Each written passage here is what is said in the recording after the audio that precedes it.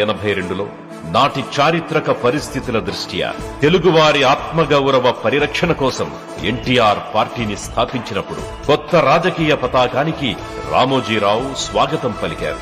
కృష్ణా, గోదావరి, తుంగభద్ర, పెన్నా నదులు పారుతున్న అన్నపూర్ణ ఒడిలో ఆకలి కేకలు వినిపించే దురవస్థ ఎందుకు అని ప్రశ్నించిన ఎన్టీఆర్ కు ఈనాడు పత్రిక వీరతిలకం దిద్దింది.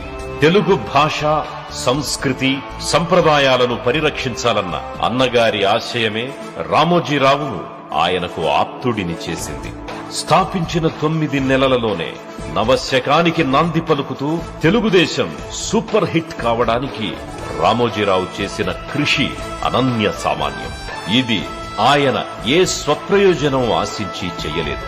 ఏడాదికో మారు ముఖ్యమంత్రుల్ని మారుస్తూ, తెలుగు నేతల్ని కించపరుస్తూ, ప్రజా సమస్యల్ని గాలికొదిలేసిన నాటి చీకటి